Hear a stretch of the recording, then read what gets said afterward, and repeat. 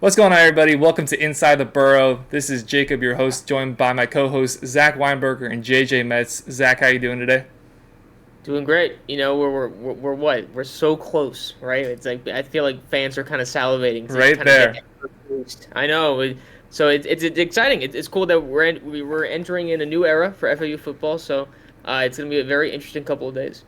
It is. And JJ, welcome back to the show. How you doing today, man? Same as Zach, he took the words out of my mouth, and this off season has felt like a year now, and I'm just so excited. Today was a great day. We're 3 more days from college football, and as Zach said, a new era entering the AAC, new head coach, new quarterback, so a bunch of new changes, and I am gonna jump off this seat in excitement. I'm so excited for this season to start. Yeah, it's been a long time coming, been a long off season, a long summer, but we're finally here. We finally have football. We've had a few podcasts up to this point talking about what ifs, talking about training camp. Very fortunate to talk to a couple coaches, and it's been a wonderful time to do that. But now we are finally here with our first preview of the season, and it's going to be against Monmouth down here in Boca Raton. Monmouth coming over from New Jersey. They play in the Colonial Athletic Association, and you just look at like the size difference of the two schools. They have like about 5,500 to 6,000 people, whereas FAU with their 30,000 enrollment, it's a big difference between the two schools. And if you've heard the name Monmouth before, maybe back in 2015 when their basketball team went viral, their dancing bench really put them on the map. And now they traveled down here for their first game and FAU's first game of week one here of the season. So Zach, what is just some of your general takeaways that you've seen from Monmouth while doing your research? Well, I mean, to me, it's every time you face like an FCS school, to me, it's more so of the same. Where obviously FAU is definitely at a higher tier on paper when you look at the conference they're in, the coaching staff, the players. But you can't overlook them. That's kind of I feel like maybe the mistake that some teams make. But obviously, Coach Tom Herman, Coach Rock Bellantoni, Charlie Fry, all the players, they're focused on going 1-0 every week, and that's just sort of the mentality they're doing here. So it's just one of those things where, again, like even though they're FCS, they're one of the top FCS teams in their own conference. They have a lot of really good playmakers on both sides of the ball, and we're gonna tackle that offense in a little bit. But again, it's one of those things where don't be surprised if it's if they're just resilient throughout the game. Again, this is a team that's just gonna fight to the very last second. But we'll see if FAU really overpowers them. But again, FAU should not overlook them, nor do I think they're going to. And JJ, same question for you. What is your thoughts that you've seen from Monmouth so far before we go into Saturday? Yeah, I mean, last year they averaged 36 points per game. They're a heavily talented offensive team, so hopefully FAU's defense can contain them. And obviously, their defense is the weaker side of their ball, so hopefully we can put up a lot of points on them. Yeah, offense is the story when you look at the Monmouth roster, and that is head coached by head coach Kevin Callahan. He's been there for 31 years, so just another big difference between these two programs. FAU, first year head coach. You look over at Monmouth, 31st season, has a record of 178 and 135, 99 and 65 in conference. They're coming off of a 5-6 season that was full of some barn burners, full of like a lot of points. Like mentioned earlier, 7 games scoring above 35 points, as JJ just mentioned, averaged over 36 points per ball game. Their biggest win last year was against Georgetown, 45-6, and their biggest loss was against Delaware, which was 49-7. This is a team that any given week can put up a lot of points, but if the points aren't there, they are subject to giving up a lot of points on the other end. FAU, like we mentioned earlier, starting off with their new quarterback, and we're looking at the same thing when it comes to Monmouth. Zach Marquez McCray, 6'2", 225 pounds, previously played at Sacred Heart, where he led them to 3 championships. What are some things you might expect from their quarterback play? Well, again, you just sort of mentioned it. I feel like he's really had a lot of success at Sacred Heart, and again, led up to 3 championships there. So to me, again, it's just not someone you can overlook. I mean, especially when you look at the weapons around him, which we'll talk about. But he has the ability to put the ball in the hands of the receivers, which might be obviously very obvious. That's what a quarterback should do. But he does that at a high level in the conference. So to me, it's going to be a point of emphasis, especially for the DBs, which I've mentioned as a question mark kind of in the past when we talked about training camp and fall camp and who's going to, come out of this kind of as a top star here. So I'm interested to see how they play. Will the linebackers get on point? We mentioned that is sort of maybe a weakness going into the season. So again, I do think that as a first test for this team, I think that Monmouth is going to prove to be a pretty good sort of hurdle for them to jump over as we kind of get more into the non-conference schedule and then eventually into the more important games throughout the later of the season. So Marcus McCray is going to give them a lot of problems to start off, and that's kind of the thing with week one.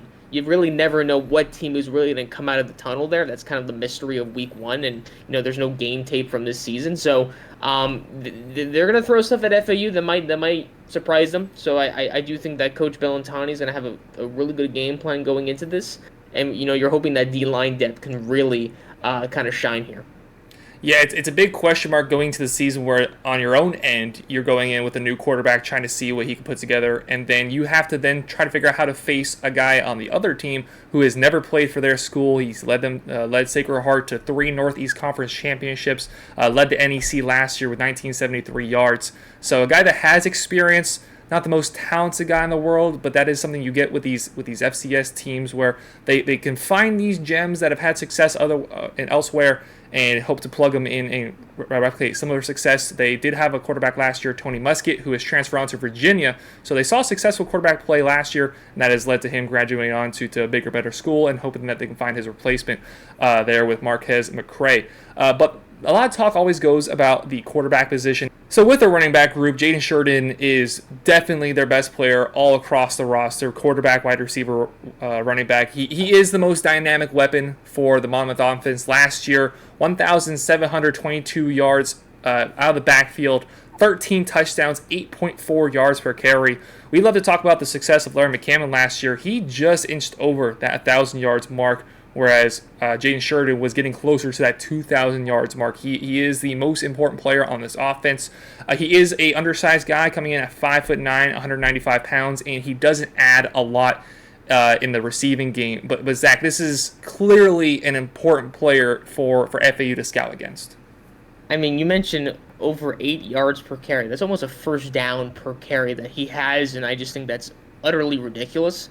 Again, he's ran for more than 200 yards in like 4 games. I mean, he's obviously someone that they're going to have to kind of target after. And speaking to Coach Bellantoni and Evan Anderson today, that's a huge focus. Going into this game.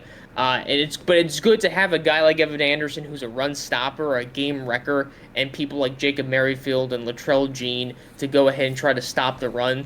And maybe force Marquez to really kind of make the passing game kind of thrive for Monmouth.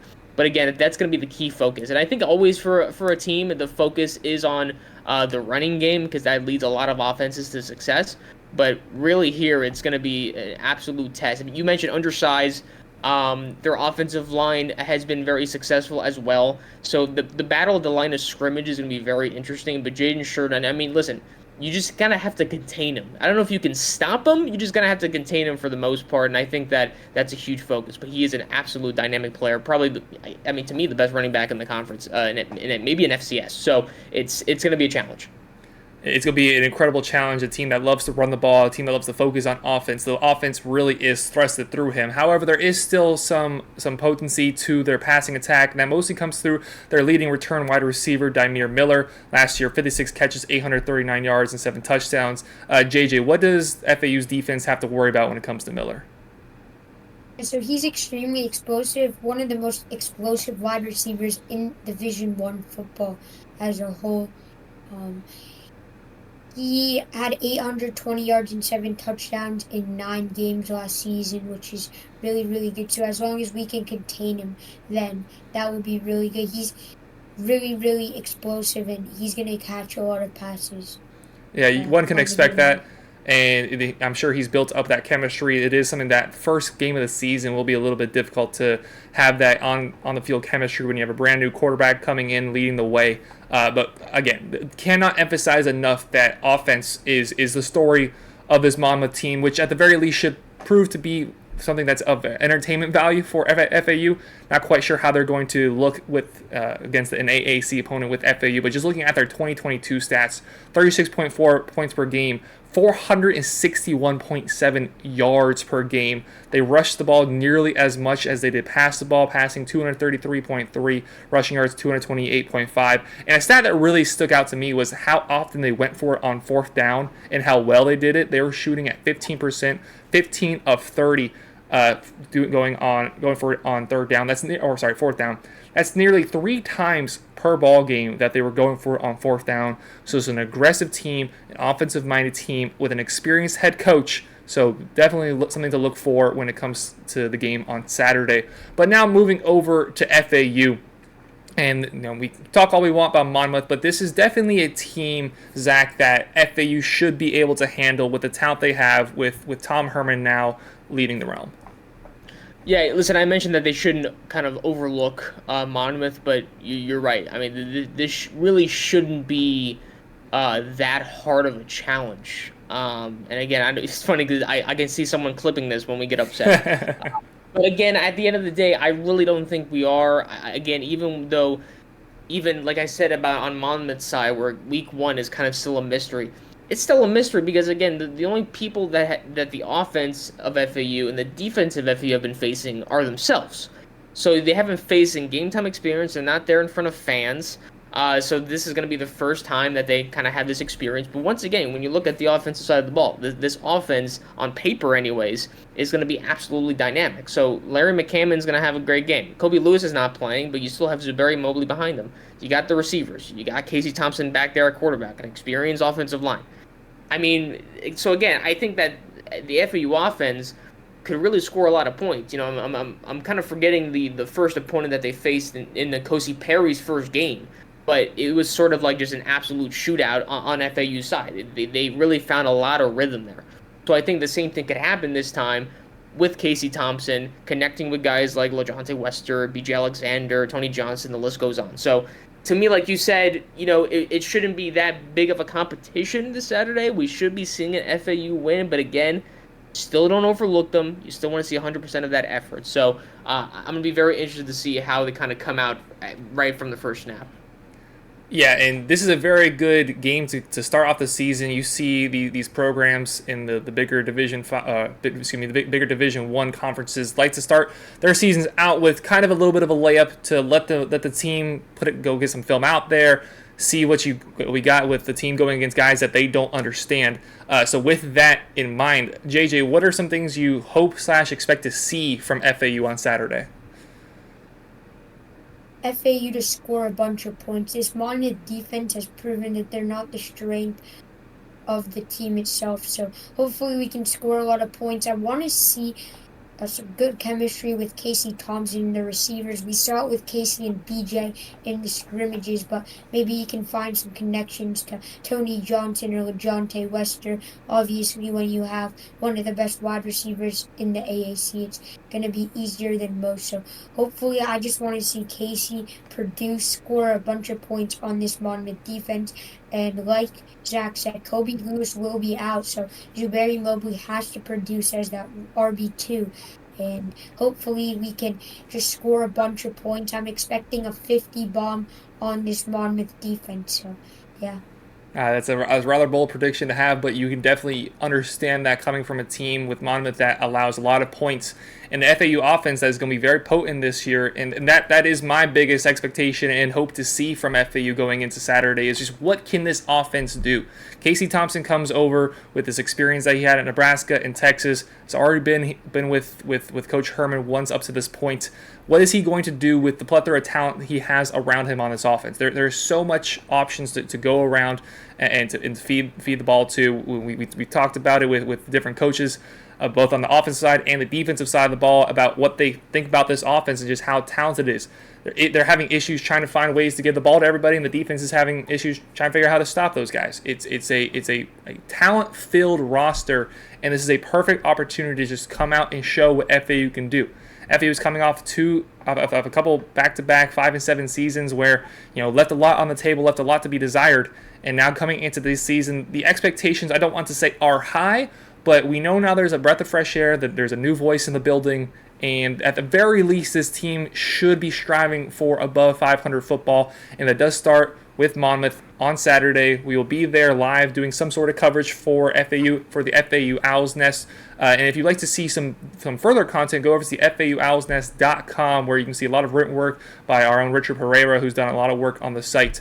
And speaking of, we will be able to actually take a little bit of a look at what FAU might look like on Saturday. This is a proposed depth chart, so not exactly certain that this is what it is going to look at. But we look at on the offensive side of the ball, which is, of course, what everyone's most interested in, is, of course, Casey Thompson is the 1, Dan Richardson the 2, followed by Jaquan Byrne, LaJohntay Wester, and Tony Johnson as the 1s, BJ Alexander, Jameer Hester, Devin Price as the 2s there on offense. Zach, since we've got to look at this depth chart, is there anything that stands out to you? Listen, I think it's just kind of what was expected. You expected LaJohntay Wester, Jaquan Byrne to be the guys that are starting. Tony Johnson's a really good surprise there. I would say, I will say maybe at that spot, I would say maybe more of the experienced guy who's been with the program for a couple more years. And then obviously Casey there at starting. And then the offensive line kind of looks like kind of what you thought would look like. So to me, no surprises for the offense, But again, by the way, I just wanted to correct myself from the last time. So I mentioned that Nkosi, when he faced, in his first season, he dropped like close to 40, 50 points. The offense was on a roll. It was against Fordham in the third game and also FCS opponents. He dropped 45. So if JJ's right, Casey Thompson would drop 50. So listen, it could happen. It could happen against FCS. But going back to the original question, I would say that it's pretty good. I would say the tight end department is something that's going to be very interesting going in, because there's a lot of sort of question marks there. We heard Coach Tom Herman talk about Zeke Moore, true freshman who might get some playing time. But you see Khalil Brantley at the starting there, Carter Boatwright, who's been there, Marvin Landy. So I'm wondering how the tight ends are going to sort of work in this Tom Herman / Charlie Fry offense, but everything else is pretty much as expected. Yeah, it's also something that is very fluid, that can change by the day, can change by Monmouth. Some guys show up, some guys don't have quite their best game early on in the season. There's so much competition. Speaking with Coach Rock, especially on the defensive side of the ball, just how close the competition is at every single position, about how there's just such a talented roster, and how, as a coach, like, that's a good problem to have. You want to have those hard decisions to make, where you're trying to give game time to every single person because of how talented they are. And we've heard that from both the offensive side and the defensive side. So very excited to go into Monmouth and finally see what we've been talking about for about a month now. Live, meaningful game, meaningful reps, try to go up 1-0 on the season. So with that being said, JJ, simply put, hit us with your score prediction. Yeah, so I'm going to go with a 55-3 game for the FAU Owls. So I think that we should drop a lot of points on this Monmouth team, and we should score 50+ on this Monmouth team. As long as we can contain the running back and Greg Anderson, who is a very good offensive lineman on Monmouth. He was selected as an All-CAA player a season ago, and he made the list as a top 1,000 O-lineman in college football. So if we can contain the running back and the O-line on the defensive side of the ball and hold them to 3, we're set. But anything short of us putting up 40 points, I'm very disappointed in this team. And I'm expecting 55 points for the FAU Owls. That is some lofty goals to set. 40 points is a minimum. I mean, if that's the mentality you can have going into every single game, that means your program is definitely at a beautiful place. And it is something you expect when you come against your week 1, week 2 opponents, whereas you're coming against an FCS program. A lot of points is to be expected. Zach, are you going to go quite as lofty with your score predictions?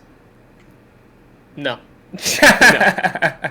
But listen, I think 55. Maybe it's because I'm very pessimistic. You know what I'm saying? So again, first year head coach, with new quarterback, they're still trying to get very cohesive with the chemistry and the rapport.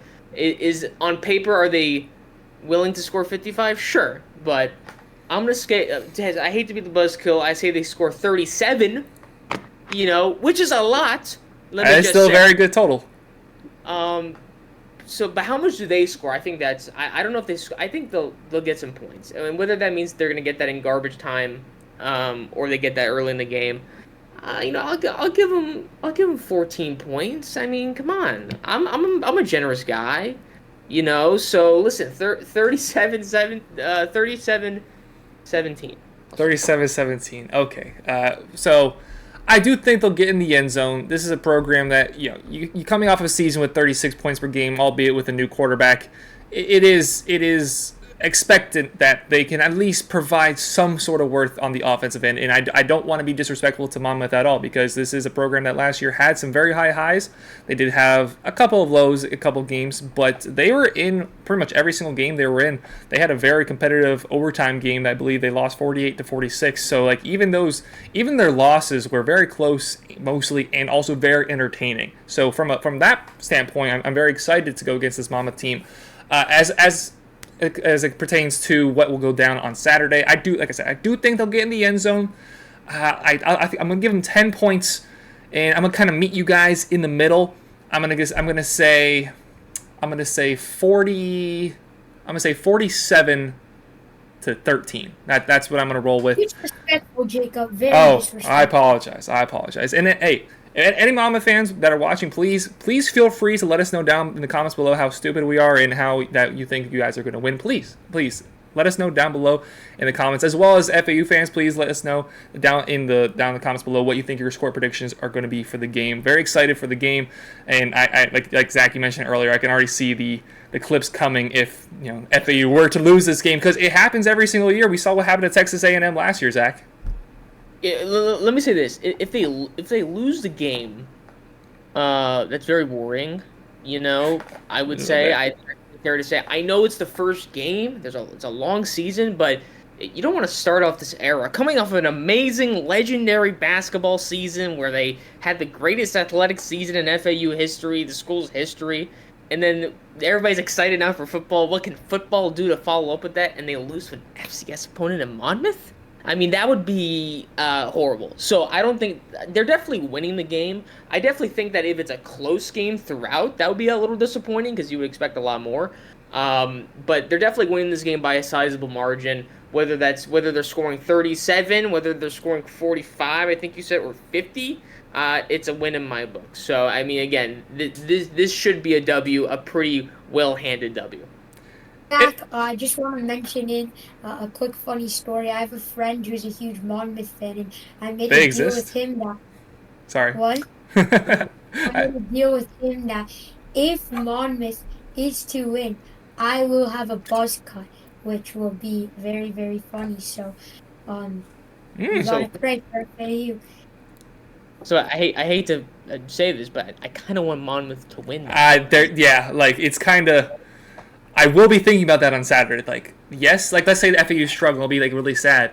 But then in the back of my head, I'll remember, wait a minute, JJ might have to shave his head. So if we're losing, or let's say it's a 20-17 game, halfway through the third, I'm like, oh man, this is not going how it should. JJ might have to cut his hair though. JJ with the buzz cut. And listen, I know that Jacob's gonna, the Monmouth fans are gonna come after you because you just said there's Monmouth fans. A little shot there, but listen. Respectfully, I have never met a Monmouth fan, so I cannot confirm or deny whether they exist. But I'm sure they do. I'm sure it's a wonderful university, beautiful campus from what I've seen in New Jersey.